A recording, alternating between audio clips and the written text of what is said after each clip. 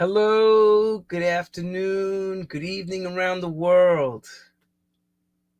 Each and every week we come to your TV sets. Let's say TV because these phones and these laptops and these iPads have become nightly TV now.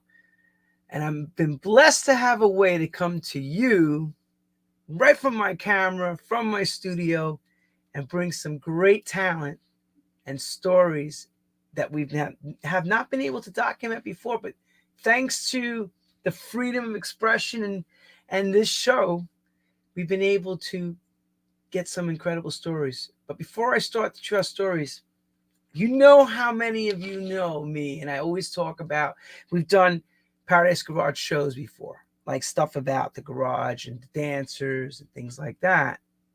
So today I'm blessed to say, after some conversations with this man, and I revere him as a true legend himself, he agreed to come on. And it wasn't easy for him because when you don't do this technology, you have to learn quickly how to step up and get everything going. And I got to give him a hell of a lot of credit. He got it operational as he learned from the best wizard themselves to have to work, or as they say, fake it till you make it.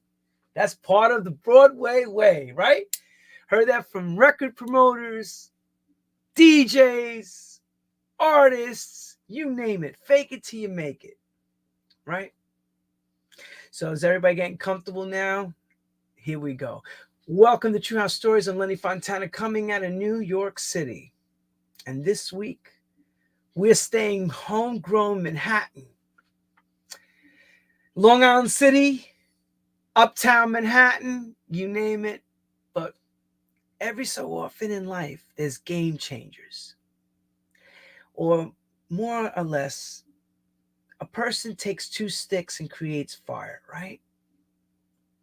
Well, the man we're going to talk to in a moment is going to explain to us how and what he did at the time revolutionized and benchmarked the nightclub scene and everything after. Imagine, nothing sounded like this pre to what came from this one man. And his name is Richard Long from RLA. He is no longer with us, so don't ask me if I could find him because he's been gone since 1986. May he rest in peace. But his designs, his wizardry is still going ever so strong in present day, as his drawings are still being produced. What I mean is his speaker boxes, parts of his sound system, the idea of a crossover, an isolator, how you tune a room. You know, these are things that this man created and helped. Well, I shouldn't say created, but he made them work at a different level that changed the world as we knew it after. So when you got to hear a system like at the Paradise Garage or Roxy, Studio 54, or any of those big rooms at the time, and you were used to going to a small bar, what sounded like AM radio now was actually Technicolor.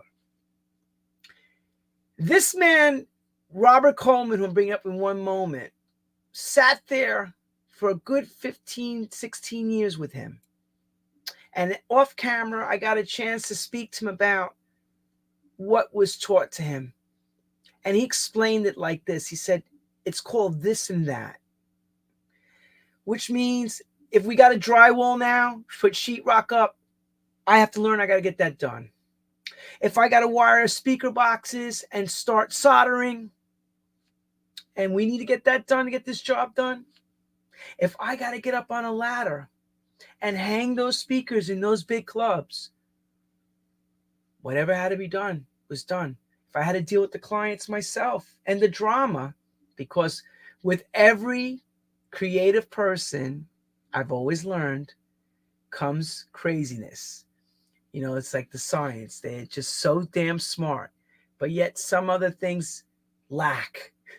Like the simple stuff of dealing with the day-to-day stuff of having to give someone an answer or having to massage it.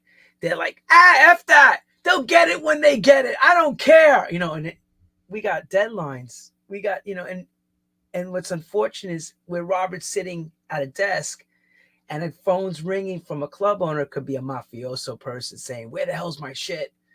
Or it could be some other club owner saying, if you bitches don't get your asses down here now, I ain't cutting you no check.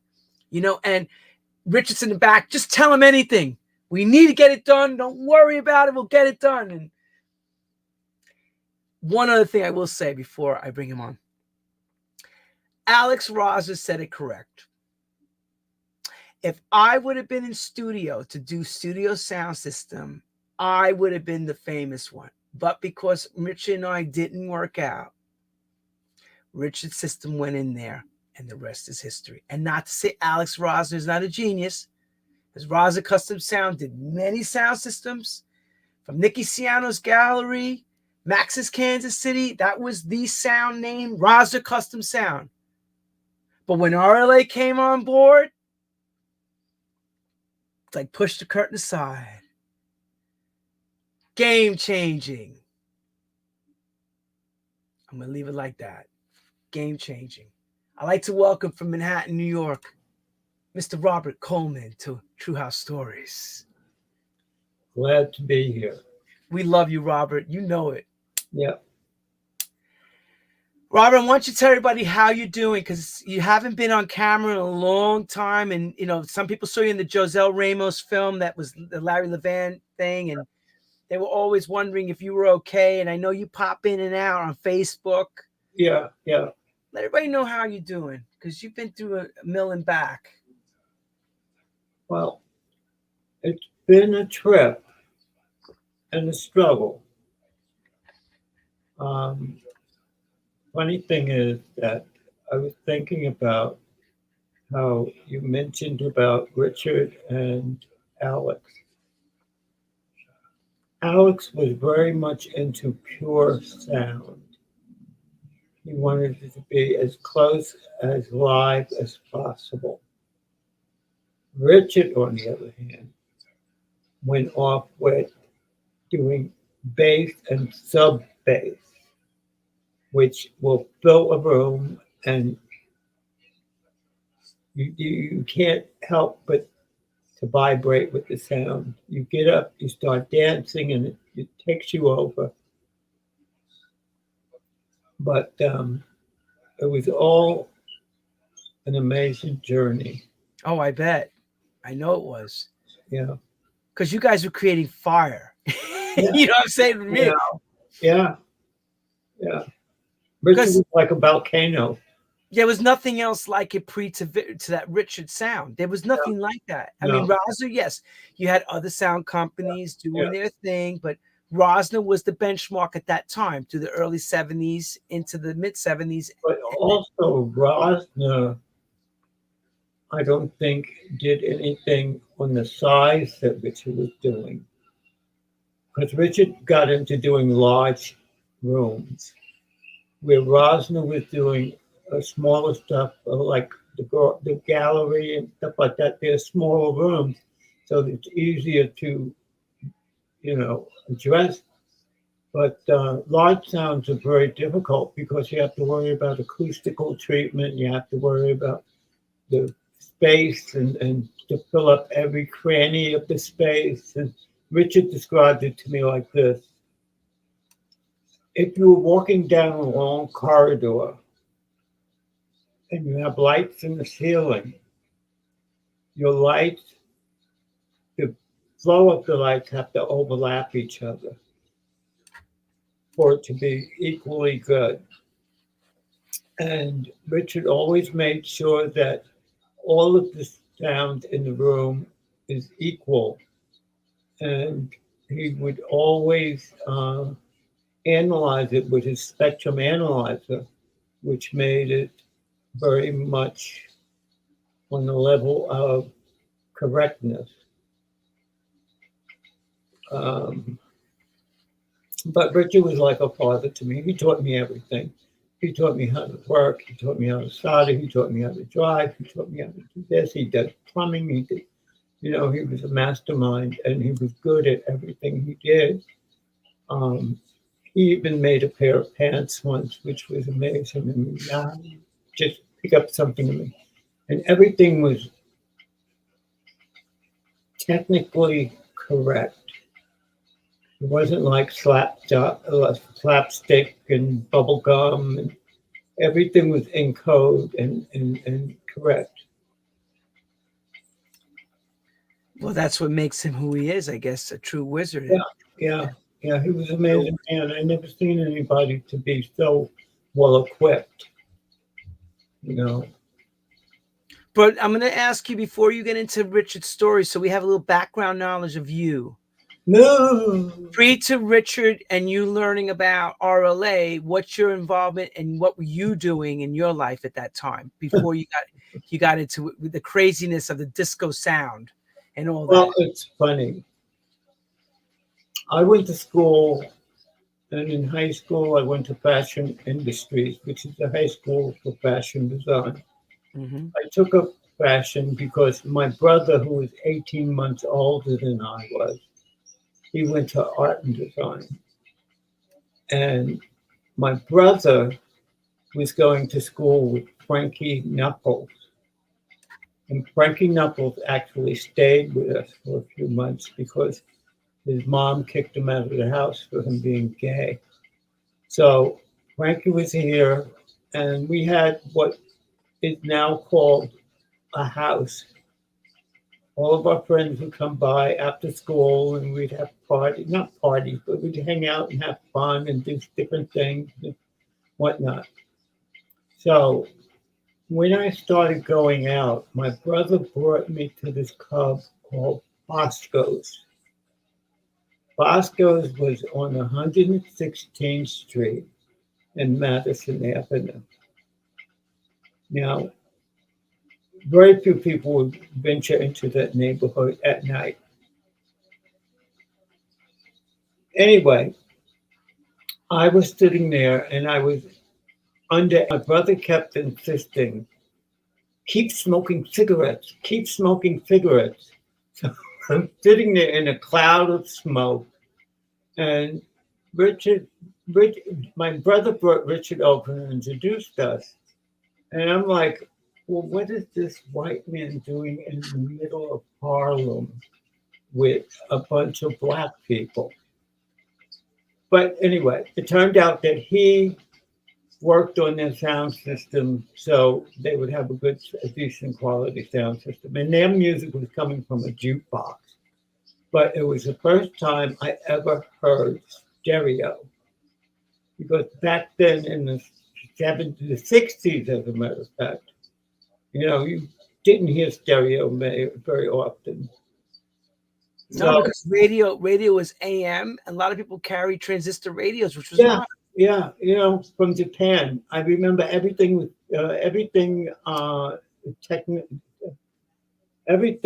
electronic, technical transistors were all coming from Japan. So anyway, I didn't think that anything would develop from Richard and I. But Richard had once told me at that night, he had invited me to his house, which I went. And, you know, we had a very nice evening. And he was telling me about what he does. But as I was sitting there, I was looking around and I couldn't believe it because it was like I was sitting in something from Architectural Digest. And this is something that he put together. It was a 3-story building on St. Mark's Place, 79 St. Mark's. Oh, right near the Electric Circus. Wow. Over there. Yeah. And he co-owned it with some other people in the building. So he had the garden floor. So this white person had coins. Yeah. Well, I don't know where his money was coming from, but there was money there. When you have an apartment like that on a brownstone, you got some coins in the city. The thing is that he put it together himself. Okay. he built everything. He built arch walls and he had a grand piano in his living room. He had stereo system, and he had not Bose, Bose speakers in the living room, which I never seen Bose before. And he had a backyard. He built a water fountain with the water that shot up 3 stories. Wow. And all of this stuff he built and created.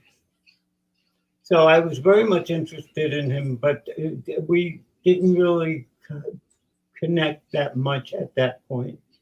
But on and on, running into him, we got closer and closer. And then when he moved to 452 Broadway, it was like a shell of a loft.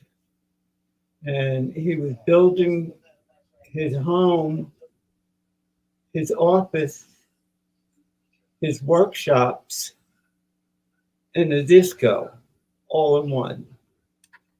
He had table saws, which he had on wheels. He would roll it off the floor and put it under the disco booth.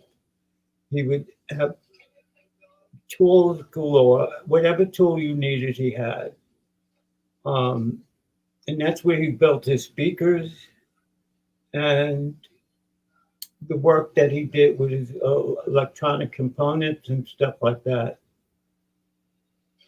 I mean, it was fully equipped. It was like something out of high-end luxury. The kitchen alone had a dishwasher, washing machine and dryer, 2-door refrigerator, stove hood over a 4-burner range, a double-door oven, a garbage disposal, a food disposal, espresso machine, a popcorn machine, and it was and he had he had like these showroom cabinets with copper pots and all kind of stuff. Can I stop? Unbelievable. Can I interrupt you for a second? Yeah. David Mancuso did the same, starting his loft parties in 69, 70. Well, this is something David Mancuso, I believe, got his idea from the club Bosco's. Oh, really? Richard brought David Mancuso to Bosco's. And that's what I wanted to find out. Richard and David had... Yeah, they were sort of connected. And the first time I met David, Richard was doing some sound work for David, and he brought me with him to David's place. And David let me sit there and play records. And so I was sitting there playing records, and I was like, oh boy, look at all of this equipment. And, I was so amazed that he would let me do that. But David was a very cool person. At the time when David was starting the loft, I remember Alex Raza mentioning that he had helped put the clip system in and did the the tweeters, arrays, and stuff. Most of the system was put in by Alex Rosner. Right.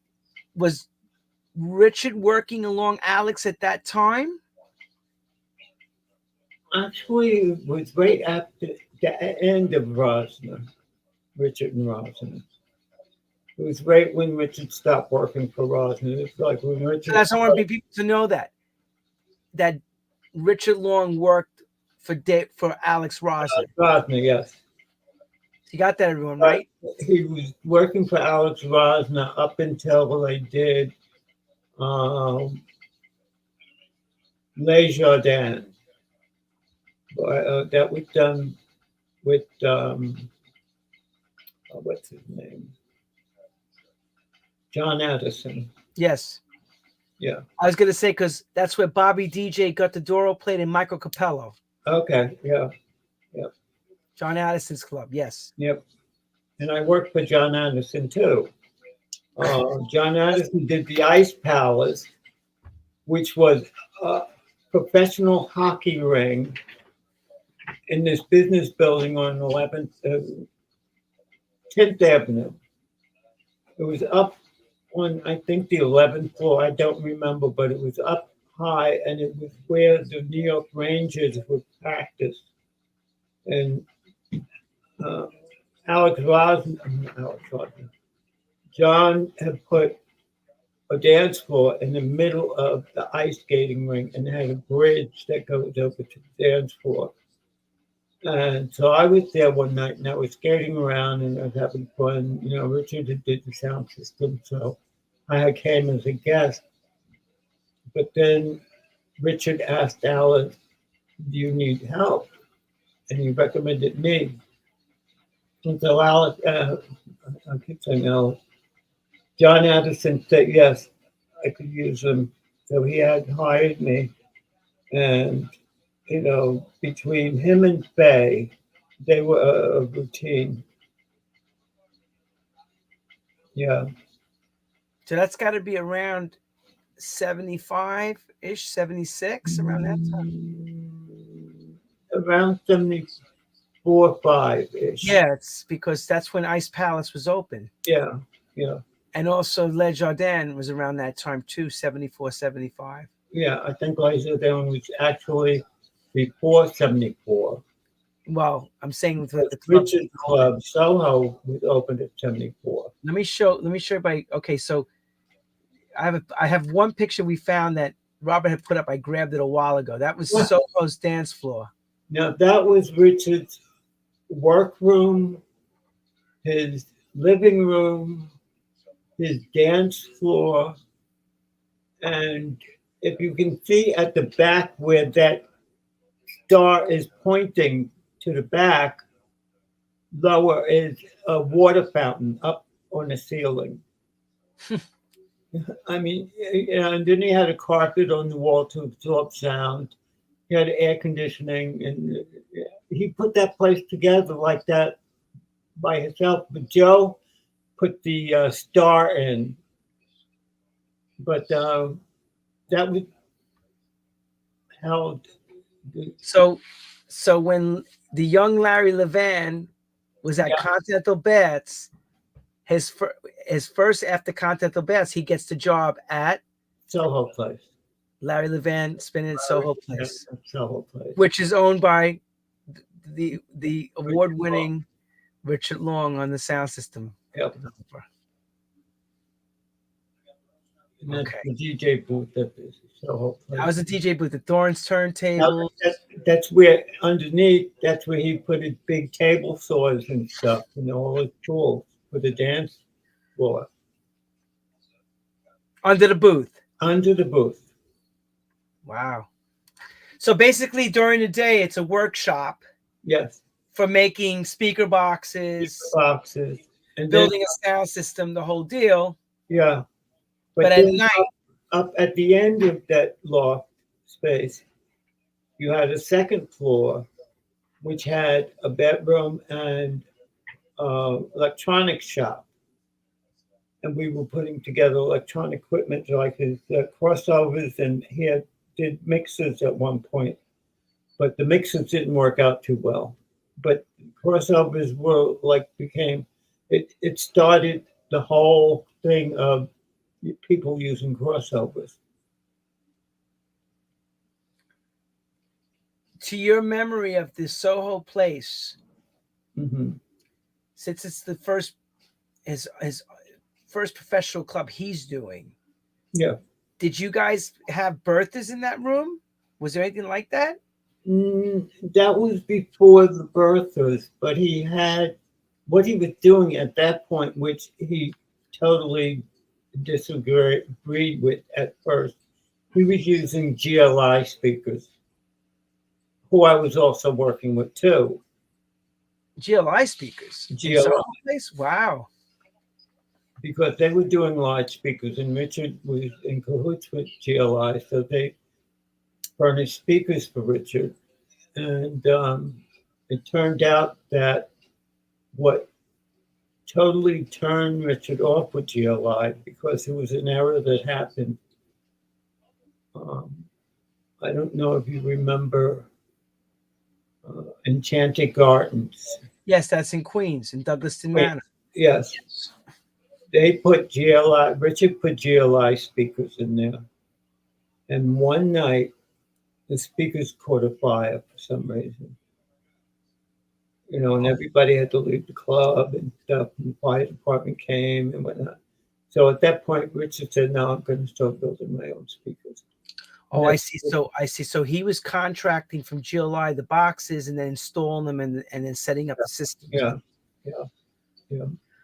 But let me go ahead. And the thing is that Enchanted Gardens was one of the owners was Steve Rebell.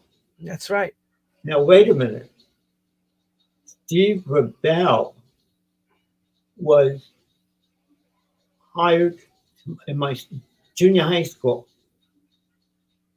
And every time I was in the gym, he would come by and start cruising the kids, but he would do it secretly. He's just walking around, looking just to be looking. And I was like, who is this queen? But lo and behold, I confirmed it with the dean of the school that it was him that was working there. And when I confronted him at Studio 54, he said, "No, I don't know you." But I could understand him saying that for two reasons.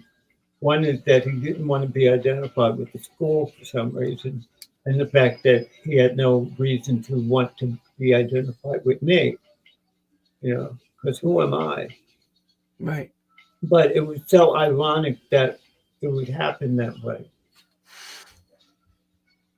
Let me hang on, I gotta show everybody a picture of Steve Rebell. I have a picture of Richie K's on Steve Rebell. Yeah. That's Steve next to Richie in the booth, everyone. Yep. Okay. So what Robert's talking about is Miss Rebell would be shopping. Strolling around shopping, looking for young trade. At the garage, the junior high school. Yes, they junior high school gym. Well, that's what making me wonder a little about Richard, why he would have been up at Bosco's at night. I really don't like spilling the beans on Richard, but do you have any questions? I have knowledge. I don't want to say too much over this. Yeah, I didn't either. Because I got to be careful. Let's just say this. I do know that Richard was very drawn to Latino boys, if I remember correctly. Actually, he was more drawn to black boys. Well, black and Latino, but is that Mel? Mel was. Sorry, I forgot. Well, the thing is that Richard carried himself where you wouldn't even suspect that he was gay because he had such a straight persona, and he had to hold on to that because it didn't do well. Gay persona. And why? And why at that time? Explain that reason, because that's a different era than now. People don't know. Yeah. Why was he so closeted about it? Why was he? Because in the world of disco, even though it was prevalent, even amongst the straight clubs, club owners didn't want to have anything to do with gay people. And other club sound system people didn't want to have anything to do with gay people. It was like everybody was either in the closet or they just were disliked. And they were afraid, Richard was afraid that if it was out that he was gay, that everybody would talk against him and he would lose a lot of business. So in his club, they're having Larry Levan, which I heard later on, years later, it was a fabulous club. Okay. Mm-hmm. He controlled his own world. Basically, he could be who he wants to be, and nobody can cast any stone. Yeah, but even while he was amongst his own, if you want to say it that way, okay, he was still very straight or stoic. You couldn't really tell. You hear what's going on, but you don't see it. And if Richard doesn't know and like you, he remains closeted. He's very to himself. He's very shy. He doesn't want to, be involved with company and lots of people and stuff like that. And Richard was a workhorse. He spent all his time working. Even when he's doing pleasurable things like going to dinner or going to a movie or whatever, his mind is ticking away at, the next invention or the next design or the next club, Interesting. See, unless you lived and worked with him, you wouldn't know that. No, you wouldn't. Only if you heard it, and it wasn't like it was a secret, but, it wasn't really talked about much. I know, because I have some friends that would say to me, he lure you in with white powder. And I don't want to shame him because he's not here, but they did that. Drugs were prevalent back then, made things very relaxed, made people do things maybe they didn't want to do. Yeah. I'm not going to take away the greatness of what he created, and I'm not going to try to slander his fame. But, that is how things were in the nightclubs environment. Yeah. It's just, yeah. Nobody wants to really mention those things, but you heard, in the she quietness, you heard such and such said, oh, he has plenty of that white powder. Oh, please. Oh, please. That's what you would hear. And you say, oh, wow. And if you're into that stuff, yeah, you're going to go where it is and you're going to party. And, may he rest in peace, Mel Sharon. Let me show his picture. I'm going to bring this up for a minute. Mel Sharon, part of Michael Brody's lover at the time when the garage was starting. Everybody heard the stories and this and that, West End Records. Mm-hmm. Even Mel Sharon in his book wrote about his escapades and how he was very, when the sexual thing changed and the doors opened, it was like, hey, I'm here now. I'm coming out and I'm letting everybody know. And he wrote about it. So but back then, you would never say any of this stuff. This stuff was kept, as they say, what stays in Vegas, or what happens in Vegas stays in Vegas. Same thing with these clubs. What happened in studio or the garage or any of those clubs, at the time. The main thing about the white powder is that it was used as a stimulant to keep people awake, alert, and active. That's the one reason. But then it went beyond that. People got into enjoying it and using it the wrong way. And the worst thing was when the crack epidemic started, because the white powder was the ritzy thing. But when crack and base came along, which is basically the same thing, except base is purer than crack. Crack has chemicals in it, but it's basically the cocaine. That base was like base and crack was instant addiction. You do it once, twice, and like you're always hunting for it. You spend all your money. You rob your mother's underwear to get the money. You sell television. You do everything to get the money, and they have no qualm with doing that because it's not them; it's the addiction. Right. But one funny story that I had shared with you was the fact that one time we went to the Dominican Republic, and at the airport when we landed, they automatically assumed that Richard was a dealer and I was the mule. So they figured, okay, well, let's get him because he looks like he's the mule and he'll probably have everything on hand. So they strip searched me. They took me to a room, strip searched me. And naturally, there was nothing to be found. But they were going through Richard's wallet, and all of a sudden, Richard was blah, blah, blah, blah, blah, blah, blah. But then he stopped. Dead silence. And they finished doing the search, and they sent us on the way because they didn't find anything. When we were in the cab, Richard told me that the reason why he stopped was he seen them flip past a dollar bill folded up that had cocaine in it. Now it was a small amount, but a small amount would get you locked up for a long time down Yeah, there. and the Dominican Republic is no jail you want to be in because I think that it's all that your family has to bring you food because otherwise you don't get food. I'm sure they give you bread and water or something minimal. Right. Anyway, that happened. Now I see you have the list of well, because I want you mentioned San Domingo, Dominican Republic. That's Waldo's Disco you went to work on. Yes, he's down near the bottom.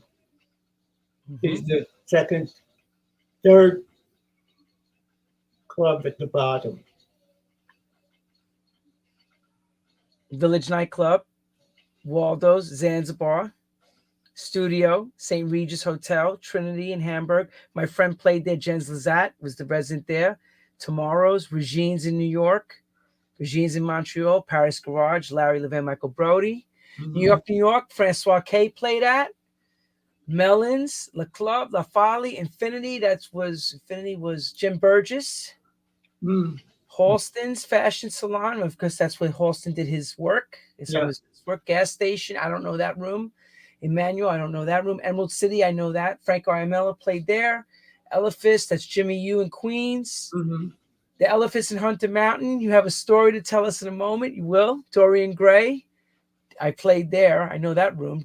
Disco Forum, the Cameron, Clubhouse, Class 1, City Hall, the Circus, Sessoir, Casablanca, the Big Apple, Annabelle's, and the Underground's not in that I played that room too, Richard System. Underground's not in there. That was after that. Yeah. So, okay. So you go to work for John Addison. Yes. What's your responsibilities and duties? Because we learn a lot about you that you have so many different responsibilities. So John employs you. What's your job there? Well, basically what I was doing with John is custodial. I was sweeping up. Well, actually, I was cleaning up the floors because people were throwing stuff on the floors. They had a mess, and I was the one he recommended I do the sweeping. So I did that. Okay. But then one time he had me arrange flower arrangements for the lobby, which was like maybe 10 dozen flowers. I forgot what flowers they were.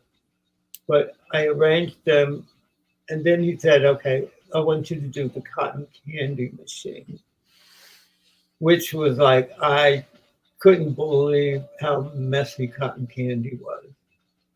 I'm doing the cotton candy, and I'm rotating the wand around the drum, and before I knew it, I had cotton candy up to my elbow. And it's sticky. It's sticky. It's sticky, and you're sweating, and it's like yucky, and and everybody's like, "Oh, Harry, I want more. Oh, come on, give me some." And I hated that job. And then he put me on a soda machine. I was giving sodas out. Then he put me on the what are they called? The little grills. I forgot what they're called. But hibachi? What is hibachi? Hibachi grill. Yes, hibachi. Now, you have a club of 1,000 people, and you have 5 hibachi grills. Now, tell everybody the demographic of Ice Palaces, the people that came there. What was demographic and age of that crowd? It was really a mixed crowd, and I really didn't put my finger on that because I was just too busy. But it ended up being a lot of, it was almost like an extension of Les Jardins, but on a larger scale. You had white, and you had young, you had older people. It was almost like an experiment gone wild. Had a little bit of everything. But mainly were young kids. Would you say it was more predominantly gay, or was it a mixed crowd? No, it was more straight than anything. Okay. You know, but I mean, they were there, you know, but it wasn't like affluently gay. It wasn't, but it was mostly straight white kids from like Long Island and maybe New Jersey and stuff like that. Yeah.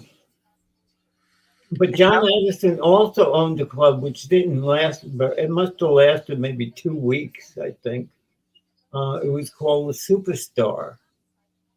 And he opened it, and apparently he wasn't paying the right people, and they burnt the club down.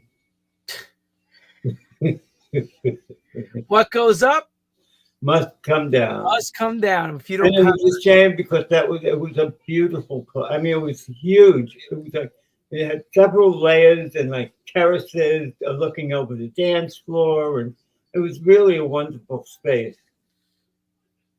But you know how that goes, I think. so back in the day, everybody, if you didn't have envelopes ready for Oh, your protection from, and I'm not talking police protection, I'm talking about from the same people that will burn your place down. yeah, yeah, That's what happens to your establishment. yeah. And it's funny because some of those places were owned by those people. Yeah, I know. And the funny thing is that when they're owned by those people, you don't mess around with them and you don't try and get over with anything. I remember going to a club and they decided that this person they didn't want to let him in and he insisted on getting in. They beat him up at the front door, threw him out in the street. He's laying out in the street bloody. And everybody's walking in, oh well, stepping over him to get into the club, and they're still going to the club. But that's the way it was back then, you know. So how long did you stay with John Addison? John Addison was only one summer. Okay. Yeah. It's an experience. Yeah. Yeah. Unfortunately, the reason what happened, I think a little bit before I left, Fifi, his partner, got stabbed, and everything sort of went south from there. But I left because my sister had passed away, so you know that sort of busted the bubble. So, and then How it was going. I was gonna say, how long did you stay away from the nightclubbing scene? Because it must have been not too long. Well, no, it wasn't. Well, the thing is, during that time, I was still basically hanging out with Richard. Ah. And with Richard, when I first started hanging out with Richard, it was like he was building his loft and he needed a second set of hands. So, you know, I go down and, you know, I'm visiting him a guest and he's like, okay, hold this beam while I'm banging. I hammer it in. Yeah. Go with the ring. I need another set of hands. Do Help me. this, huh? And I'm, you know, working and working, and it got to the point where no, you got to pay me. You know, so he put me on salary, and we put together his loft, and I was the only one that helped him to get his loft together. You know, so we did that. I was even living with him at one point, you know, because I was down there all the time. It was a fun place to hang out, you know. And when he had parties, he had all the snacks. You know, us kids love snacks. You know, the M&Ms and the popcorn and the sodas and stuff. So it was a great place to hang out. How much older was he than you guys at the time? I believe Richard was about 10 years older than me. Okay. That's around about figure. Because I'm hearing, because he's got a lot of experience already, and you guys are really young. Yeah. When I started hanging out with Richard, I was about 15. So he was about 25, 26 already. Yeah.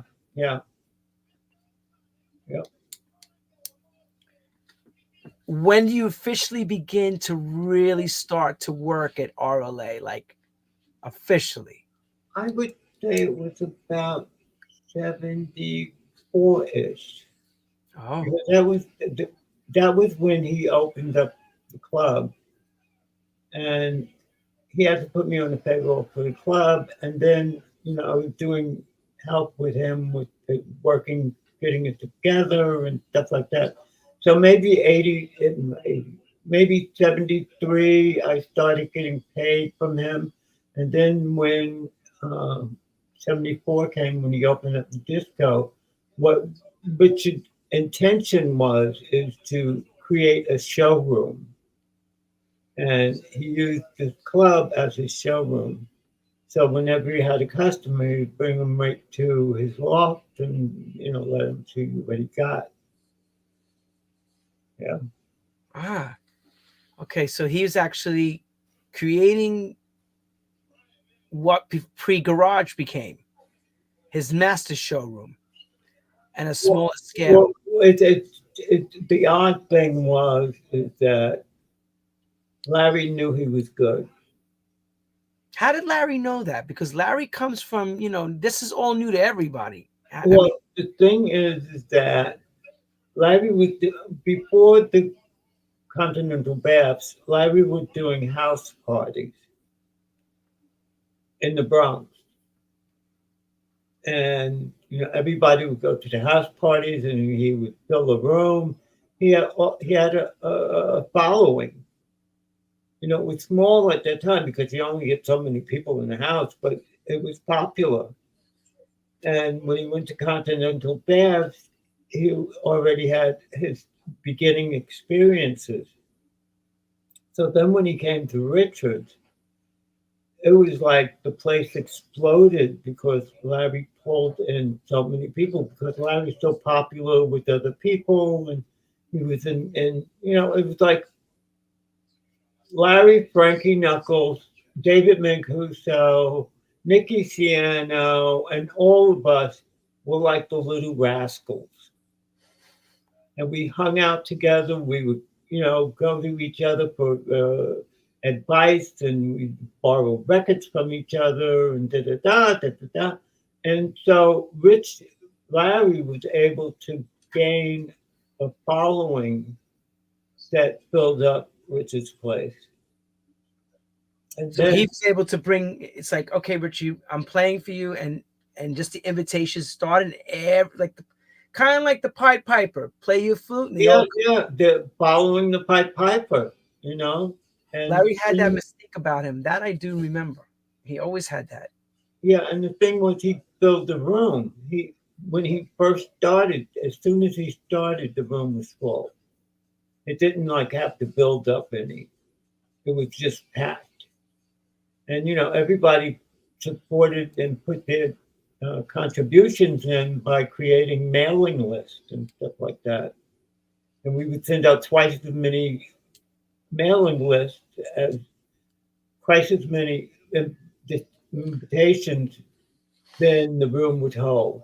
But they figured that only half of them would come that night. But I know, for example, like Larry's dream was they all looked up to Mancuso as Yeah, like as well, Mancuso was like the leader because everybody looked up to him because he was the pioneer of loft parties and private parties.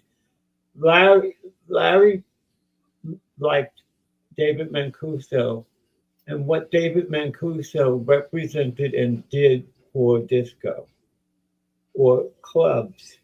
I would call it clubs because it wasn't like a disco, it was a private thing. David Mancuso went to court because they were trying to shut him down because they were saying that he can't have all these people coming to a party, or you can't have them coming to a disco or a dance situation without a license. And Larry's thing was, well, I'm having guests coming by, and it's a private party. There was no alcohol being served, so there wasn't any problems with liquor licenses. right. And he even went to court wearing mismatched socks. And the funny thing about that was he probably didn't have a pair of socks that matched, but he just wore the mismatched socks and he felt comfortable like that. But he won his case, and all the other clubs after him, all the other clubs, I say clubs because I don't call them discos, they all had the same ingredients. They had music, they had lighting, they did not serve alcohol, they gave out snacks and food and stuff like that. And it would go like from midnight to sun up, you know. So within the area of Loft, Gallery, Mm-hmm. Soho Place, that's 3 clubs right near each other, within 2 or 3 blocks of each other. They're 5 blocks from each other. Matter of fact, the gallery was almost right around the corner from Right, the bar. literally up the block. Literally up the block. Yeah. You know, so. And Soho Place was a couple blocks over. Yep. About 5 blocks. And everybody was busy. Oh, busy. You know, and there was such a, it was like people were fighting to get into these places. And if you didn't have a membership, if you wasn't invited, you're not getting in. And this is all before Saturday Night Fever even happened. This was an underground. This is underground. And the thing is that those things like Saturday Night Fever, that's disco, you know, and it was like they tried to burn out disco so much until it became taboo. It was that's when they came out with the, you know, disco is dead. Because there was just too many clubs. There were people opening up clubs in their bathroom. I mean, yeah, well, that's what happens when you get the Burger King mentality, McDonald's. Yeah. Everybody was opening everywhere. Clubs. And, you know, the smallest little hole in the wall, they turned into a club. That's right. You know, or a disco, you know. But these private membership spots, because they were all membership, basically, all 3 spots. The thing about them is none of them served alcohol. Disco served alcohol. So they had to have a liquor license, and then they had to close at 4 o'clock, 3 o'clock on Saturdays. You know, you couldn't stay open. If you stayed open all night, the bar had to be shut down, and they don't do that. Because there is no bar. No. So Mancuso's formula became the formula of Gallery and Soho Place. Yes. And the rest of them that followed. You had Buttermilk Bottom, you had Reed Street, you had this, you had that. You know. Yeah. Reed Street is where Michael Brody meets Larry Levan. That's Michael Brody's spot. Well, as I was getting to was the fact that Richard was confronted by Larry, and Larry said, you know, I'm good. I know I'm good. I want to raise. And what do you Richard, with his stubborn self, said, no, I don't think so. Right? Which is that was the worst thing Richard could have done, because, you know, when Larry left, so did the crowd. Sure. You know, and after that, Richard was struggling, and it was like Richard would be able to make it, but it would take time for him to build up the club scene. Who took over Larry's position at Richard's club at Soho? You know, I don't even remember. Because I never heard anybody. I don't know anybody that took over that place. No, I don't remember either. I mean, I know there people that tried to do it, but you know, there was a new DJ a week, and Richard was hunting for the right DJ, but it didn't last that long after Larry left, because Richard was having problems with the neighbors, with the noise and the music and stuff like that. You know, his neighbors hated him for the sound. Of course. Of course. this major sound system which vibrated the whole building, you know. So it didn't really work out, and that's why Richard moved. And Richard moving was a nightmare because he never really found a spot that he could build on to recreate the whole scene again. And then he had some uh, business partners which were nightmares. There was one who took Richard for a ride. He got a spot that he was going to open a club in. Richard paid for this spot for over a year, and it turned out that his opening a club wasn't allowed. So it's like money thrown down the drain. And, you know, it's like, then there's other people that Richard tried to get involved with. They were all jerks. They were all just didn't add up to what he needed. He needs somebody who was devoted to helping him and be with him to conquer what he was conquering, you know. And Richard was a sure bet good deal, you know, but people just were not there for him, you know. And that's a tough thing because you're going through money too. And how do you keep the money coming in and you don't have the parties going? Which then I assume forces him to have to start doing installation work. Is that what happened? Well, Richard was doing installation work all through this, but he was getting a better reputation as he went. About 76, he was really getting word by mouth jobs. And that's when he started winning those awards from Billboard. Mm-hmm. You know, in 78 is when the Garage won for their club sound system. Larry won for his DJing. Richard won for sound design and installation, and on and on and on.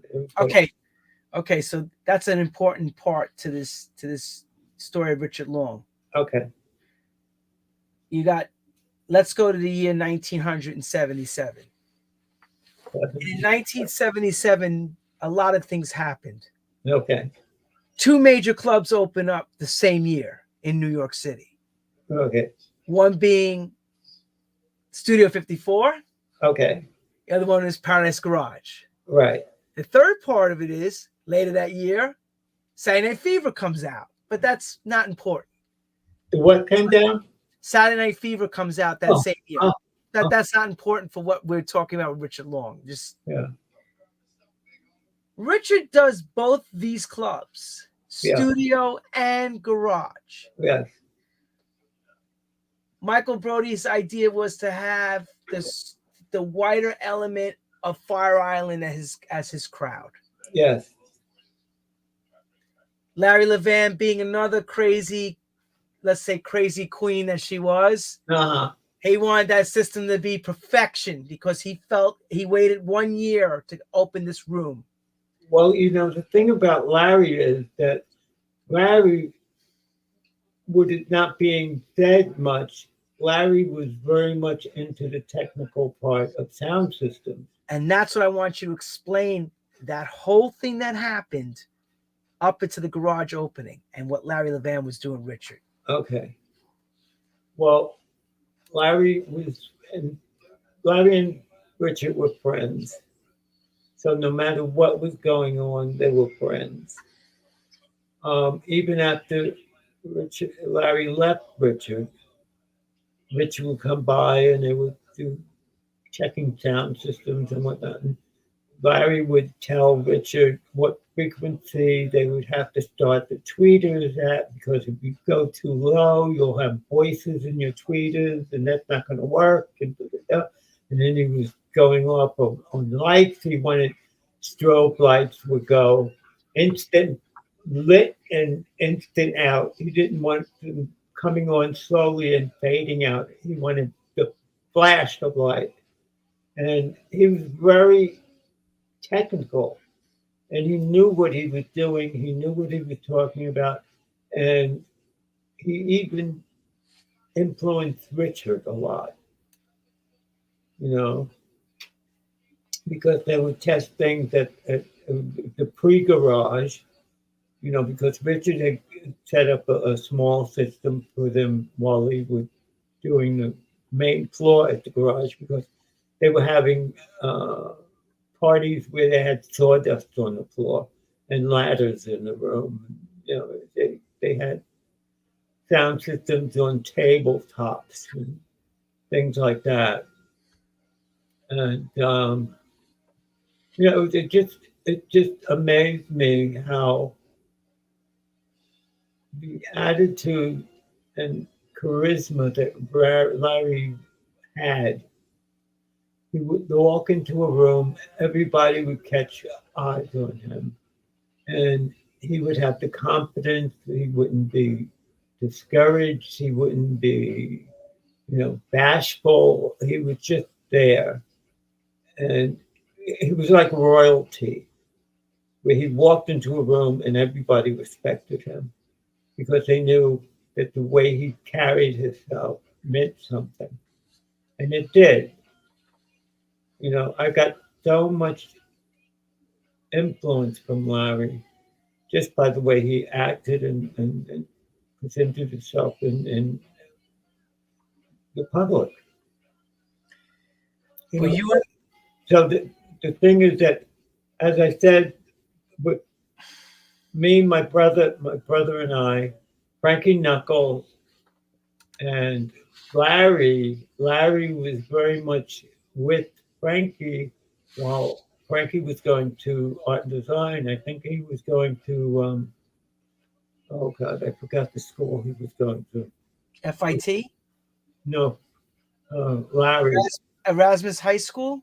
Erasmus. Yes. Yeah, it's in Brooklyn, Erasmus. Yeah. Yeah. Yeah. So they hung out together. And the first time I met Larry, I didn't really meet him, but I got to see him. He had joined a dance contest, and it was at the sanctuary, not the later sanctuary, the sanctuary before that. I think The it was one, like, the one Francis Grasso played at, the one in the church. yes. Well, I think so. It was on 43rd Street, I think it was. In the church, right? Yeah, yeah, Yeah, that's the sanctuary. Yep. yeah. And he joined. He was doing a bump contest with oh God, I forget the person's name, but they had got on the floor, and the bump was very popular then. But it was like a very calm dance. I mean, it was like, okay, you bump hips, you turn, bump other hips, and they were doing acrobatic acts. Larry was throwing this queen up in the air, and they would come down, they would bump, they would swing behind the legs, and they would grab him, put him up in the air again, and oh, they performed. It was like something out of a circus act. And that was my first acknowledgement of Larry. And ever since then, whenever I ran into him, you know, we would talk and whatnot. And, you know, we became friends. And that was actually before SoHo plays. So I already knew of Larry before SoHo plays, you know. So Larry was floating around the city already. Yeah, yeah, yeah. Then I met Nicky Siano, and I started hanging out with Nicky right, right before he moved into the Mercer Street Club, the second gallery. I met him at the first gallery. And the funny thing was that when I met him at the first gallery, he came running in from wherever, and he had this new record. He was raving about this record, raving about the record. Oh, you wait until you hear this. And he played it, and I was like, oh, I don't know. That's not the answer that he wants to hear. You don't get it at first, but he knew what he was talking about. It was MS. Oh God, who is it? MFSB, love is a message. There you go. Love is Love is the message. Love is the message. The first one, it had just came out and he brought it. And I was like, at first I said, but he played it like non-stop that night. He must have played it like 10 times. And he said, listen to the orchestra, listen to this, listen. And it was funny because he pointed out all of the things that were going over my head. I never thought that I would ever hear a record. When I finally figured out what's going on with that record, it was so wonderful that at last they still play it today, and it's still hot. Oh yeah. So I was like, that made me, I got to love Nicky. And we would hang out, we would go to the house, he would have parties at his house, and he was with Robin Gernstein and this and that. And, it was just a wonderful, as I said, it was like the Little Rascals. We got together and it was fun, no matter what we did. And the funny thing was also that Larry and Richard had the birthday on the same day. One time we did a birthday party where we had two bands. We filled each band up with people. We had food, had made all this fried chicken and potato salad and stuff like that, very picnicky. And we went to Action Park. It was in Asbury, New Jersey. Yes. Wow. And well, wait a minute. I'm not sure if that's it. They have a drive-through zoo, I think. That's Great Adventure. Great Adventure. Okay, well, it's Great Adventure. We went to Great Adventure. We were driving through the safari, and the monkeys were climbing onto the van.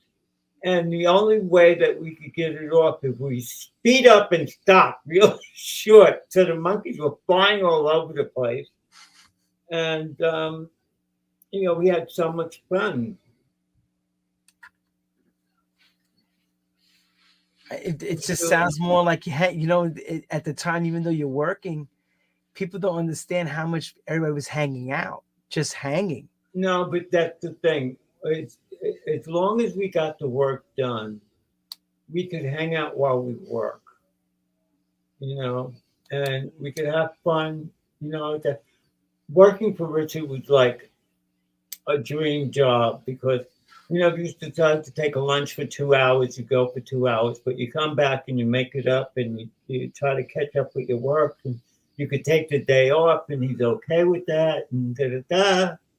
One time during the transit strike, I had roller skated from my house, which was by the George Washington Bridge, down to Canal Street.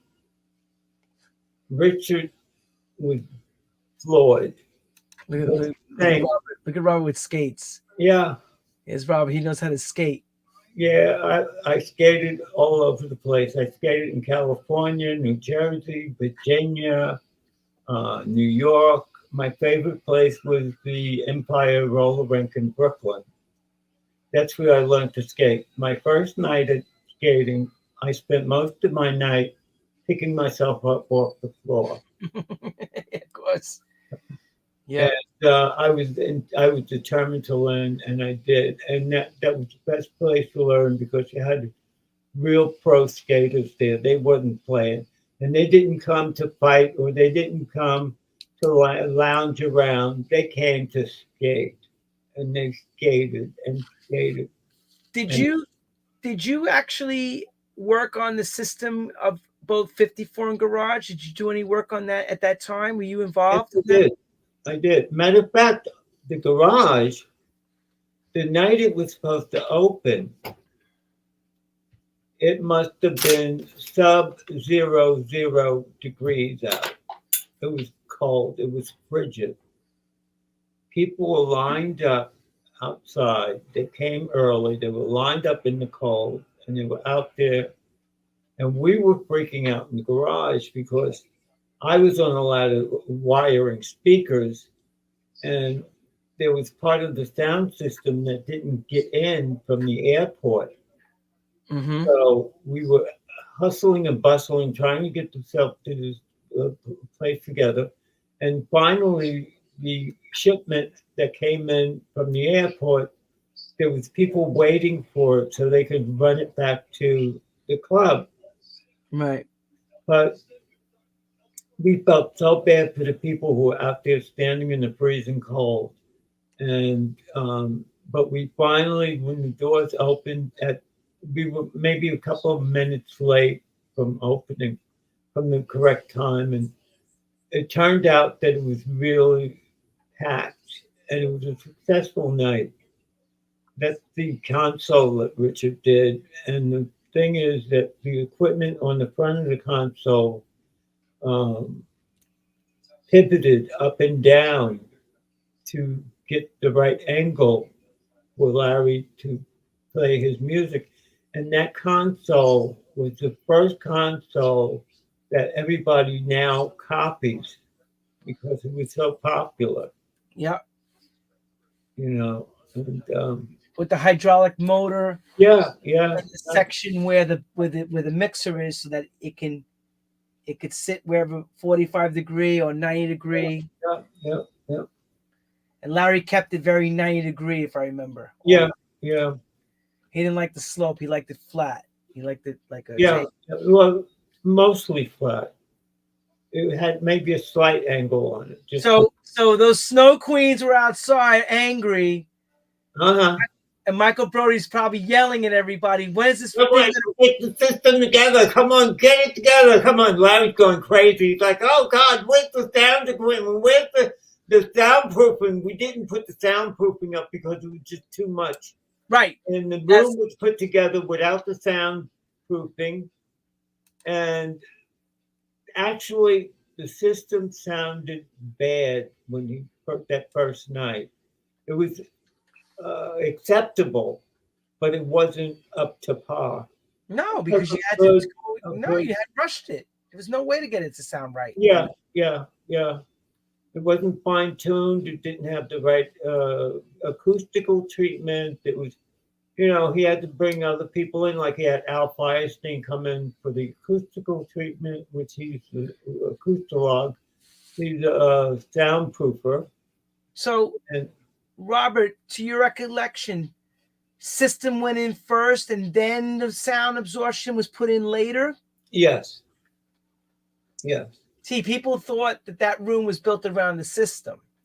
Well, or the system was built around the room. I don't know. I mean, Larry was very instrumental in helping design the room, and Richard was instrumental in filling it with sound. And it wasn't like they designed the room around the sound. They just designed a good room, and they had a good sound, and it worked out as a pair, because I believe what ended up is that the whole ceiling was soundproofed with fiberglass, and then the upper walls were surrounded with fiberglass, and it was covered with black cloth to make it look black, because he wanted the room to be black, which would make it look bigger in the dark. Right, and it did. Yeah. Well, that was the biggest dance floor I've seen ever. Yeah, I don't think there's any dance for that size. Yeah, I never seen that club was a block long, a full block. It went from Leonard Street to King Street. I never ever seen a club that big. I'm sure there are, but not as perfected as that was. Because that was Richard's baby. He treated it like a baby of his, and he used it as a sample showroom. If he needed to do a job, he would bring the owner to that club, and they would all out to hear that sound system. And I can't believe that people actually fall asleep in the speakers. They would fall asleep in the speakers. Yeah, but they're pretty thick. Let me show everybody that. In these speakers he's talking about, this particular Bertha. Yeah, because they would have the extension in the front. So you would sit in the front and you would tap, like, go like this. Crawl up in there and fall asleep. I can't see how that can happen because that vibration was ridiculous. Oh, please. You could whip an egg with it. Yeah, it was crazy. I don't know how you fall asleep. There's like an earthquake coming at you. Yeah. Double 18s. Yeah. Vibrating. Oh, my God. And then on top of that was the Berthas. I mean, the Waldorf or the Emeralds. Right. Yeah. Let me see if I got a stack. I got to show the stack here. Here we go. Look how momentous this was, everybody. Yeah, see, those are. Look at that. The Levan horn in the bottom. Right. The ultimate top. Waldorf on top. And then you have the emeralds in the back. Right. Yeah. So. And you had 4 stacks of the Berthas with the Waldorfs. Then you had emeralds in the middle of the dance floor on either end, on either side. I mean, it was like unbelievable. When the garage first opened, he brought those Berthas in that Richard design, correct? Of course. Was it the so-called Larry Levan extension? Right. Was that yet made, or that comes later during the club? Well,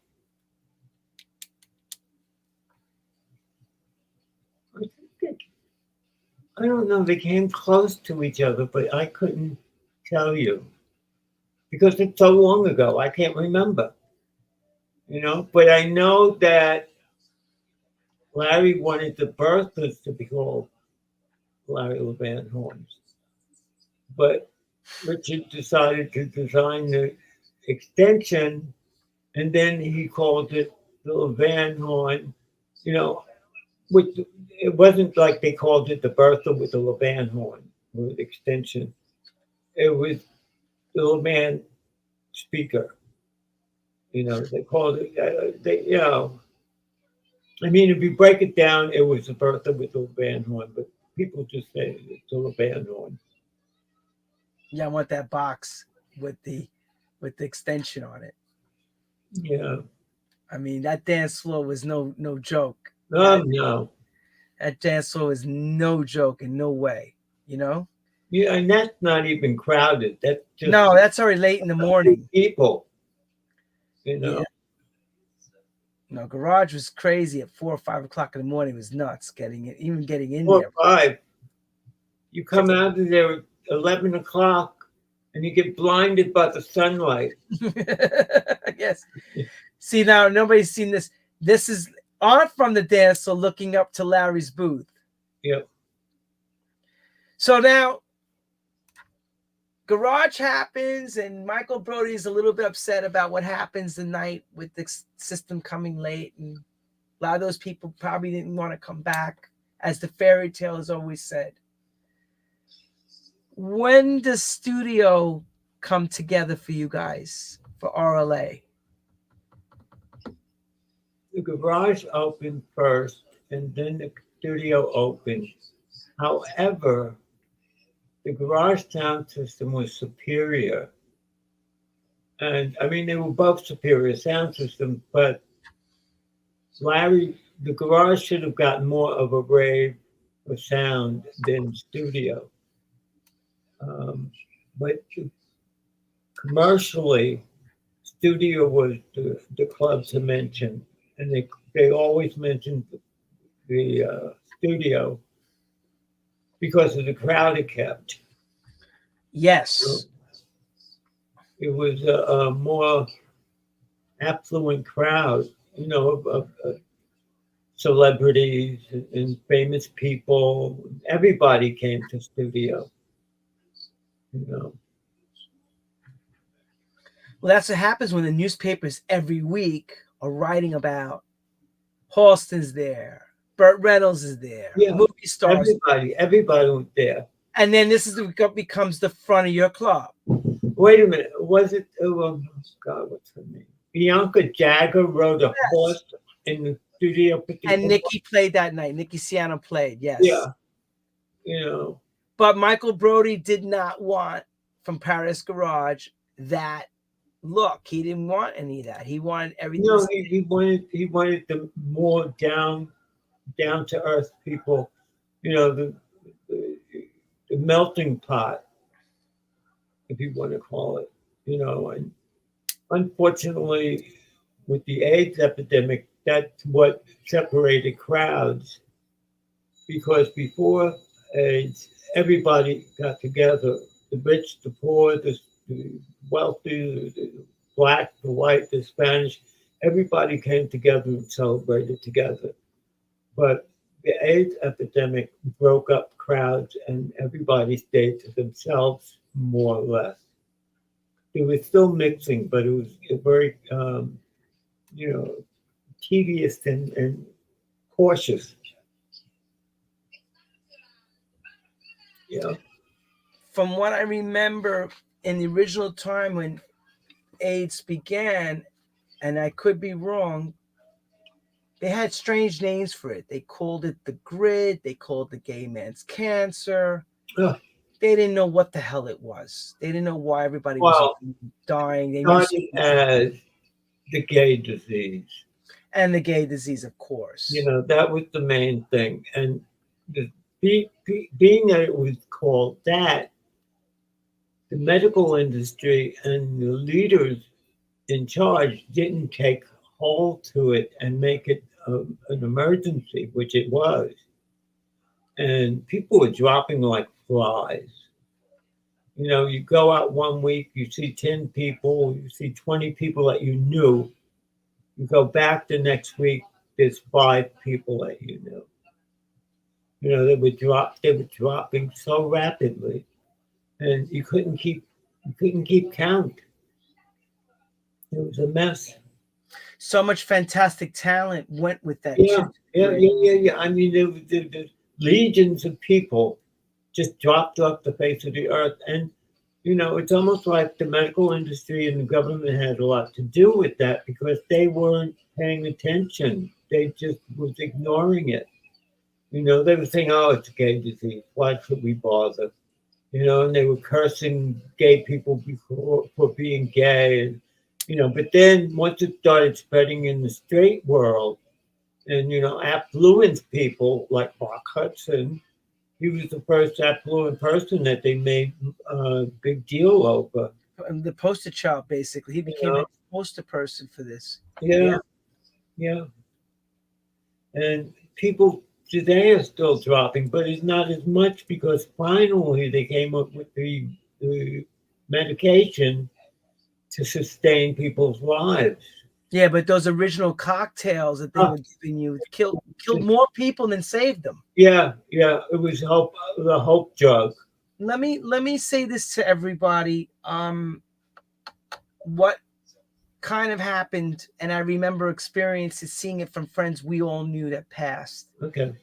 So what would happen is you would be taking drugs through the night, dancing at a club, which was a traditional thing in the night underground scene. Could be at any club you were at, okay?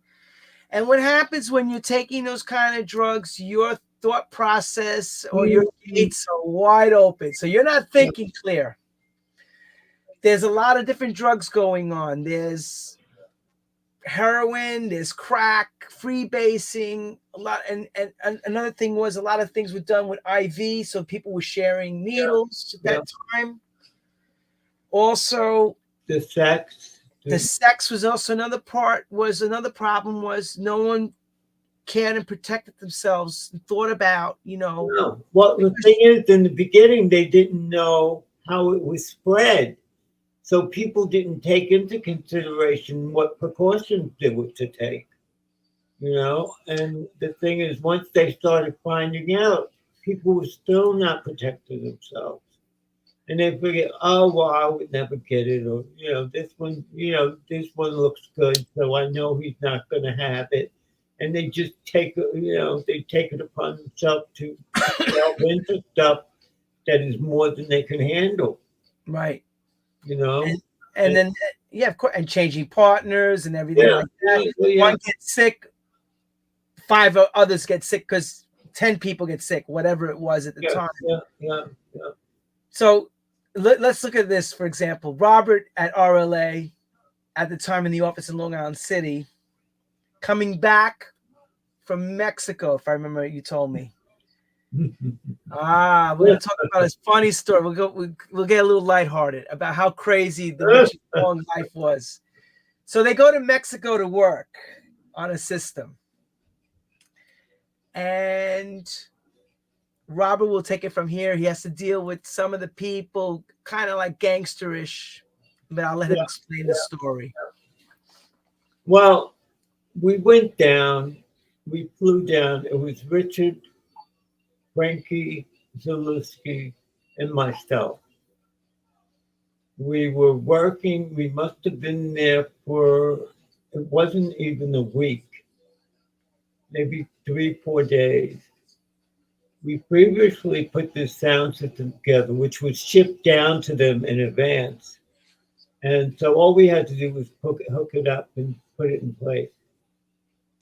So they had made a deposit on the initial payment of the sound system. And once we finished, it was like, okay, well, we're ready to go home. We're going home the next day. So all of a sudden, the guy, the owner, had said, oh, I have a car waiting for you. And it was like, okay, we didn't think anything of it. And we get in the car, we're riding along the highway, lots of traffic and stuff, and lights, and it looked like a normal highway. But then it was like he took a turn off the road, and it was like a dirt road. And it was going up and up and up and up and higher and higher. And it was dark, and all you saw were trees and nothing but just that little path that we were on, and it was bumpy, and we were rocking in the car and whatnot. So then he stopped in the middle of nowhere. And to the right, or to the right side, all we were on was a cliff where all you saw is these little tiny street lights down at the bottom. And the guy got out, and he went to talk to somebody else in another car that was waiting for us. We're sitting in the car, freaking out. It's like, oh God, what are they going to do to us? We were freaking out so much because we knew that we were in a foreign country, and if they decided to push us off the side of a cliff, nobody would know, nobody would instigate, it would take weeks before they would find us. So apparently the 2 people who were talking outside, they didn't agree to go through with whatever they had to go through. The guy got back in the car and he drove us back to the hotel. Now we're all shook up because we knew what could have happened. So Richard decided, okay, tomorrow I'm going back to the office myself because I'm the most important person, which we agreed. Secondly, I would come back. And we left Frankie because he was the muscle. He was big and bulky, strong guy. And so apparently they got wind that we had left, and they started to freak out. They said, oh God, they left Frankie. I mean, what's Frankie going to do? So Frankie went to pick up the money, and they were afraid that Frankie was left as a bouncer for Richard. So they happily gave the money to Frankie to bring back to New York. When I was coming back, it was my birthday, and I was just on the plane praying, thank God I'm out of there. I was so shook up. And I had told the passenger next to me, oh, it's my birthday, by the way. She told the stewardess brought me a little bottle of champagne. And they started, a few people around me started singing happy birthday. Before they ended, the whole plane was singing happy birthday to me. And I've just felt so overwhelmed with joy because I survived what could have been my death. One of a few times it happened. Yeah. Well, things get very scary sometimes. You know, you're working with these people who think that, you know, it's all about them and they can do what they want to do and they have the money and stuff like that. Another time was when I was doing the job in Hunter Mountain. I was up on a ladder. I must have been up maybe 10 feet on the ladder. And all of a sudden, I lost my balance and fell off the ladder. Fortunately, I didn't hurt myself. I got up, I brushed myself off, and it was like, okay. But we realized that on my way down, I accidentally hit their conduit for the wire for the lights, and it broke. And they were supposed to be inspected the next day. So the boss was saying, oh, you broke it, and da-da-da, something happened, we're going to come get you, and da-da-da, da-da-da. I was like, oh, shit, excuse my French. Turns out we were supposed to go to the house the next day to pick up a payment. While we're driving up to the house, in the backyard, you hear somebody shooting a gun. I'm thinking, oh, they're going to do me away. They're going to shoot me. They're going to kill me and dump me off the edge of the mountain. I'd be in the snow, and nobody would know what happened to me. I was so afraid, but it turned out that they had passed the license, or passed the inspection, and they left me alone. But I mean, it could have went the other way. Sure. You know. Oh yeah, of course. Could have been. So It could have been things that happened that, you know, one fun thing that I did was we did Waldo's in Dominican Republic, and Richard left me down there, and I was supposed to come back a week later. I was driven to the airport, but I missed my flight. So I figured I'll just spend the night at the airport. Fortunately, I had my roller skates with me. I spent the whole night skating back and forth in the airport. They had the smoothest marble floors. Oh wow. You know, so it was like skating on butter.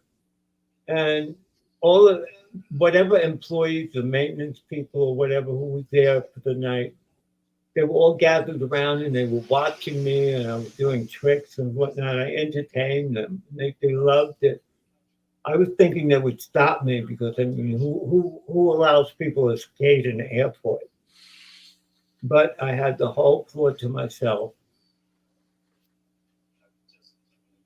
That was it. And now I want to get to a very important part that people may not know about. Unfortunately, the drugs and the HIV and all that is taking some of the most brightest and powerful people in our game. Mm-hmm. I know you worked alongside Kenny Powers at the time, which is part of RLA. Gary Stewart comes after Kenny, after Richard. He's not. Yeah. Gary Stewart was another sound designer later, GSA, that borrowed a lot of Richard's designs. What exactly happened to the company of RLA Yes. And let me show this RLA pamphlet. The RLA company itself, and like Richard said, I was the most important part to the company, which makes sense. He's the designer. It's like Halston, when the designer's no longer there, it's very difficult to put somebody else in the designer's place when there's nobody to fit it. So tell us what happened along the way to the end of RLA and everything that, where it led this. The end of Richard was maybe in about, I think it was about November. Richard had been put in the hospital, and it wasn't looking good. We had hopes, but it wasn't looking good. Richard decided to write a will, and he put 3 people in charge, hoping that we could pull together and get the right people to help us. 40%, 40%, and 20%. 40% went to Kenny and I. 40 each, right? 40 each. And then 20% went to Eric Brown, who was a robotics company. So he had his own business, and he wasn't very much involved with the place, but we had moved into his office, and he shared space with us and whatnot. But what happened is that Kenny decided to take it upon himself to be the ringleader. And I felt that it was unfair because I'd been with Richard much longer than Kenny. And then Kenny had this wife of his who Richard didn't like. And it turned out that she made me dislike her. Because they were dividing up Richard's possessions. And, Kenny sold everything. Richard had valuable books. He had records. He had tapes. He had tapes of Larry, everything. And so he got rid of everything. And then he sent me to go pick up his car, which I think he did deliberately. I went to pick up the car, and when I got back, he had a safe cracker come in to break into 2 safes of Richard's. Everything was gone. The money was gone. Everything was gone. So I was very insulted because I felt, if you're going to do this, we should at least be together when you do it, And then he started the bank account for the new Richard Long under his name. It wasn't 2-party checks. So I felt, okay, well, he's just totally ignoring me, excluding me. So I'm not able to pull any rank there. So being that I basically devoted my life to Richard because, he was like a father to me. When he was gone, it was like over. Now I was done. So it turned out Richard loved me so much. And I'm saying like love, not love, but, just liked me so much. He gave me, years before, the combination to his safe. And he was in the habit of having thousands and thousands of dollars in the safe. Plus, okay, yeah, I had drugs and he had other stuff in the safe. But, paraphernalia, of course. Yeah, paraphernalia. But he trusted me that much, and I never went into his safe unannounced. If I went into his safe because he sent me, but other than that, I never went into the safe. And I didn't tell anybody. Nobody got combination from me. Kenny could have came to me and said, okay, open the safe. But he didn't know that I had the combination. And I wasn't going to tell him. So by him breaking into both of Richard's safe and taking all the possessions, not sharing not even telling me what it was. I felt like he's chipping me. So I stayed with what was the leftover of Richard Long. I stayed there for about maybe a little over a month, and that was it. I walked. And from that, well, the thing that really bugged me out was right before Richard passed, excuse me, Kenny was absent from the company. He was supposed to do sound systems. He was supposed to do checks. He was supposed to go and do work for companies, the sound system, with clubs and things. And he wasn't there. He was busy on his boat out in the ocean, whatever. So one day he was sitting at Richard's desk, and he's so in tune to what he was doing until he like sort of blacked out everything around him. And he's sitting there preparing some paraphernalia, if you know what I mean. And he was setting himself up to do drugs. And he didn't even see me when I was standing there looking at him. And I just walked away. I said, no, okay, whatever. So what happened was that from that, I knew that, you know, this whole company thing is not going to go well because he's on drugs and he thinks he's the power of whatever. He thought he would be in total control and he would be the boss and I would be under him. So what made it worse was we arranged to have Richard's funeral. We made the arrangements, everything went well. We made the arrangements to be at Wall Street, what church? Trinity Church on Wall Street. Okay. And I had the organist play organ music because Richard loved classical music, and everything went well. However, when we were sending out invitations, Kenny refused to allow me to send out invitations of, you know, to everybody. He wanted us not to send invitations to potential customers or anything like that. He was trying to act as if Richard didn't pass, you know. In the fear of that you guys may lose more business. Yeah, exactly. I can understand that. That I can understand in a business sense. I can understand. Yeah, but then you got to tell us the tacky part, which is not. Wait. For example, which worked my nerves was the fact that people like Alex Vosner, which is not, it neither goes here or there if you invite him. Right. And I know that Richard and him would, even though they weren't together, they were competition, they would still talk to each other. But there were so many people that I wanted to send invitations to, which he refused.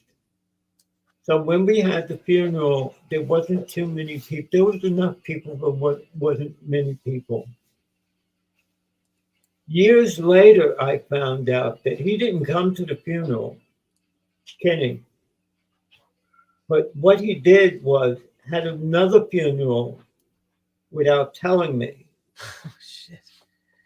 No and way. Alex was invited to that funeral, and Alex was saying that he didn't understand why there were so few people. You know, so I don't know. I guess Kenny felt that, I'll probably invite my black friends and stuff, and it'll be a ragamuffin funeral or whatever. I don't know what his thoughts were, but for him to do a second funeral without telling me, it was a slap in the face, you know. And you know, I ran into Kenny and I told him that I forgive him, but it still eats at me, you know, because I know that things should have went so much different. You want to talk about shady shade? That is It's grand shade has ever been given on something. like midnight. Oh my God, darkness hovers over that so You bad. know. And I have to make this clear to everybody. There was no social media to shame anyone back then. There was none of that. No. So whatever went down happened, and it was over. Yeah. People got screwed left and right in those days. It's not like now. You go, I cry and I go on the internet, I make a video and it gets out there. That didn't exist back then. Yeah. It was just, and the other part of it is people make their own stories. They think and that story becomes the truth now. And that's not how it went. Yeah. The story was. But the thing is, to me, is like. That is such shade. I gotta make that clear again. Everyone, that is the grandest shade I ever heard, ever, to be done to somebody.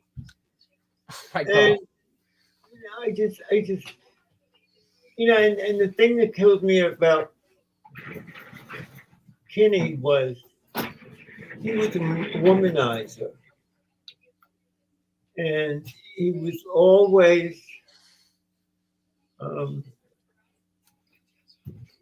always chasing after women and trying to make him look like he was the boy. He's the big playboy, and everybody wanted to be with him. And But he was married, and I would take it that his wife didn't know anything about it. And I could have ratted on him, which I should have, just for purpose, for no reason. Even if for no reason, I should have at least told his wife that you should watch out for him. Not to say much, just something like you should watch out for him. He's got a second life.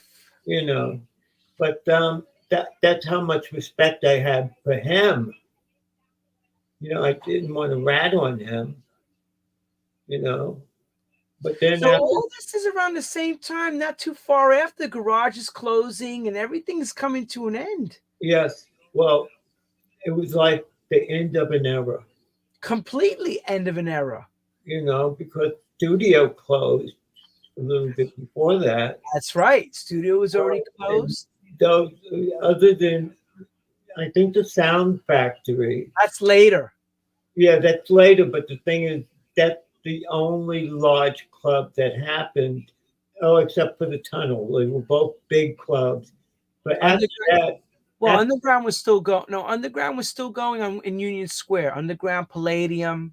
You guys did Palladium as well. Yeah. But the thing is, it wasn't long after that they closed. It was one after another. Then there was no big clubs getting done. It was like that whole era died.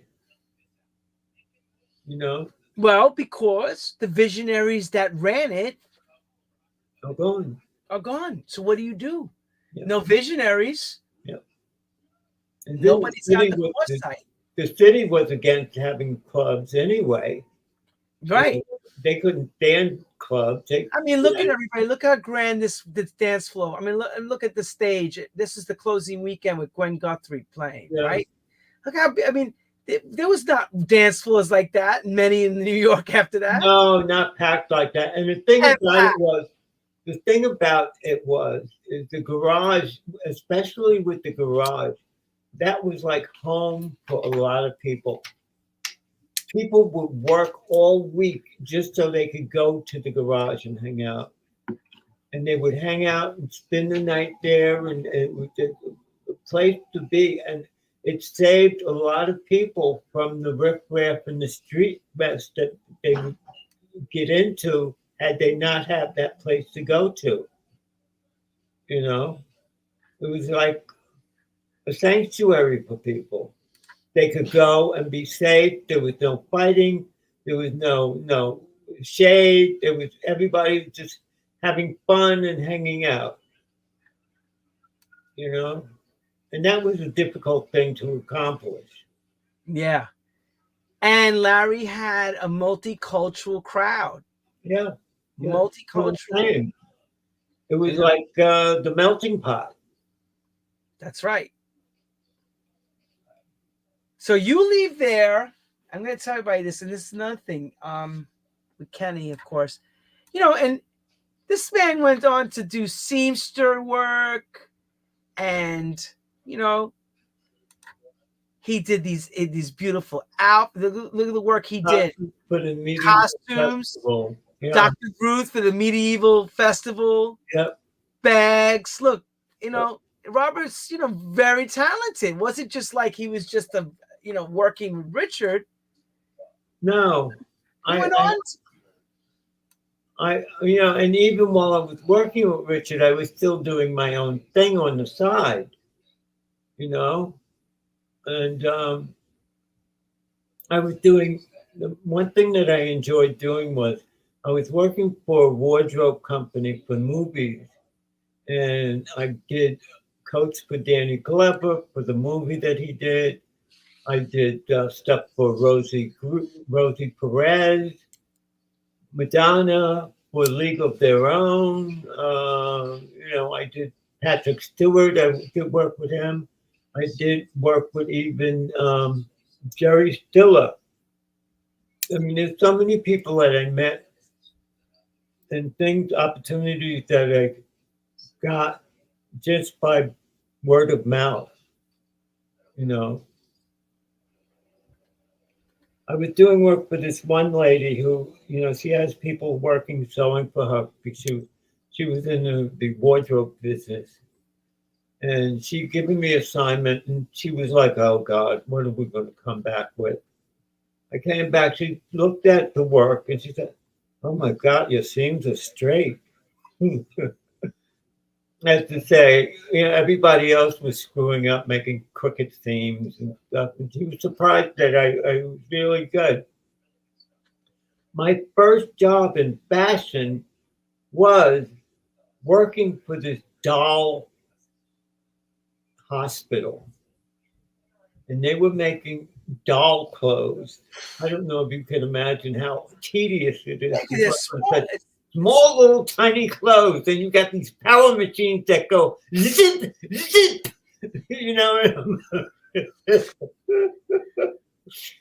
It was driving me crazy. I only stayed there for like 2 weeks. I never picked up the check. I just left it. I said, it's just too much. I couldn't do it. So, as shady as everything was, mm-hmm.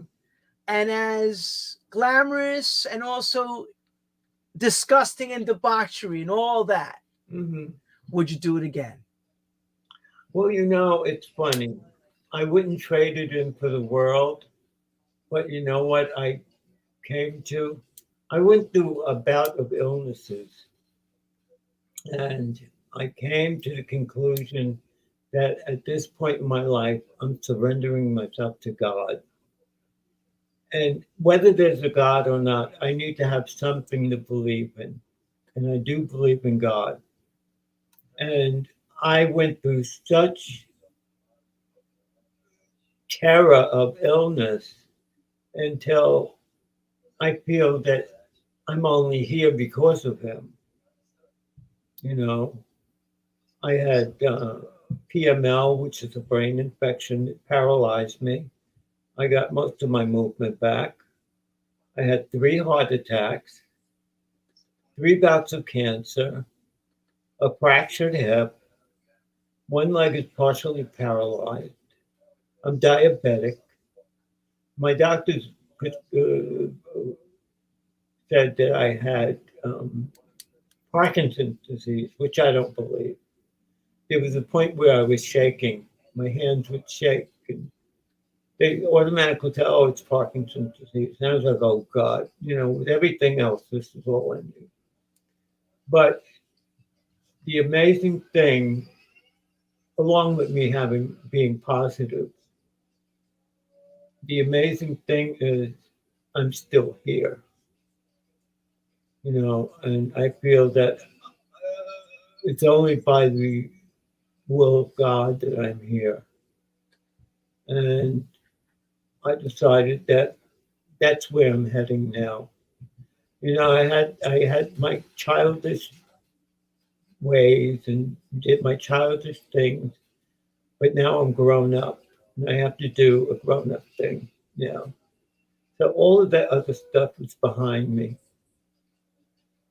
And you know, if I were to do something as far as doing it again, no, I wouldn't do it again. But I would want to do God's work. I want to better myself and make it possible for me to go to a place like heaven if it's that, you know. And I do believe that. And in this day and age, with the way things are going on, you need to have something that you believe in. Otherwise, you just go crazy, or you join the crowd and be all screwed up. On that note, Yeah. we love you. We wish you, you know, you're a testament. You're still here. You were here to tell this story. You're definitely still here left to tell it. There's not many to tell that story this way. No.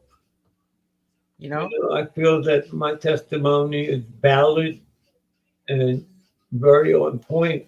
That it's by the strength of God that I'm still here. Because so many of my friends, I mean, there were hundreds, not hundreds, but you know, I knew so many people have died from the AIDS virus, from natural causes, from illnesses and stuff like that. It's like, it just behooves me when I hear people 10 years younger than me dying. It's like, how is that possible? You know? And now that I'm here, my question is how did I get here? and why? You know, and not why? only going, what? And why? And why? But the thing that really gets me is the fact that, you know, I don't know how I got here because there was nobody before me for me to follow. Right. You know, everybody died in their 30s, 40s, 20s. You know, I don't have anybody from back then that lived to be 60. And here I am, 69. You know, so. Well, Miss Nikki Ciano's still alive. She's 69. Yes. And I praise her. That and Kevorkian. Francois still going strong. Hang on. Yeah. And also this and, one. And Kenny Carpenter. I'm looking for his picture. There is my friend Kenny. Oh my God, I'm looking. Sorry, everyone. Hang on. I mean, look at Kenny Carpenter. Yeah. Mike Stone's no longer with us, but Kenny Carpenter's still going. Right. Yeah. So there's, you know, there is some people that defied gravity and kept it. Yeah. Well, fortunately, there were people that took hold to the precaution bit, you know, and they stuck with it and managed to get through it. But, you know, I'm just surprised that I'm still here when, you know, okay, let's put it this way. I've been positive for more than 30 years. I can't understand that because people died a year, 2 years after them finding out, you know? So I'm amazed with that. Maybe it's luck? No, it's not luck. It's by the strength of God. That's what I'm saying. Maybe it's just one of those things that you were just blessed to have. Well, unfortunately, the medication that was very. Well, that's another thing. The medication definitely helped. Yeah. But that early medication, I talked to my friend. Even with the medication, we're talking about 3 heart attacks and 3 bouts of cancer. I mean, that had nothing to do with the medication or the disease. No, it has nothing to do. And you still kicked it in the ass, and you're still here to talk about it. Well, as my cousin would say, I'm still kicking, but not high.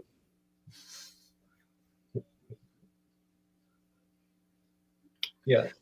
One thing is, people thought when Richard died, there was millions of dollars around. No. No. It wasn't, huh? Well, I'm sure there was a substantial amount of money, but with what Kenny did, we would never know.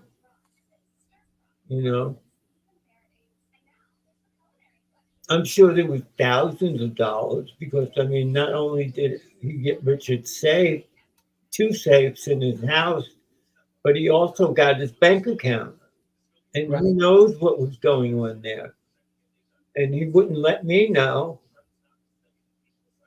He had his mother to come to do bookkeeping. Oh, yeah. What does she know about bookkeeping? But the point is that he just kept everything to himself, and he wasn't. Curtis was employed at that time when Richard passed, and it must have been not more than a week after Richard leaving that he fired Curtis. Curtis was the man who made the speakers. How are you going to get rid of him? You don't. Curtis Forte, right? Yes, Curtis Forte. I don't think Curtis is with us anymore. He passed. No, he passed a couple of years after. Because I know Steve Dash employed him to help with the Sound Factory system. Yeah.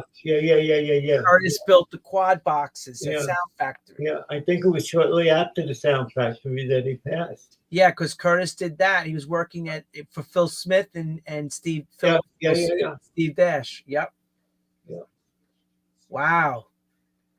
Yep. Well, thank God you're here, and good luck to you. Of course, we're fans of the RLA sound. Yes. And fans of you, of course. And we can only wish you the best endeavors on this journey that God has given you to the last part of our lives to, make the best of our lives, basically. Yeah. And everyone, you have to understand something with this type of situation that Robert's in. Being partially paralyzed has made him homebound, and it's not easy for him to maneuver around. So that's why you're not seeing him out there.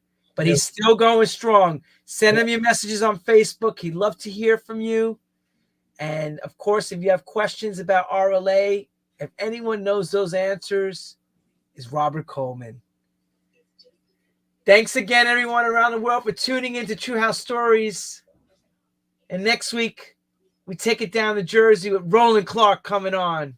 Okay, well, I want to thank you for being here. And I thank you all. And he thanks you. And Robert, thank you graciously for your time. We can't ask for anything better than this. This is history in the making. You gave us some inside treats. That's wonderful about a very important figure in the disco and house music and disco. Because that system, those systems, a lot of house music was played on it. A lot of house music was played on Richard Long systems. I know. Yeah. Because that was the 80s. And, the 70s was the disco era, and the 80s became the electronic era. Yeah. Everyone, keep on tuning in, and we'll see you all next week. Happy holidays. Stay with me. Bye.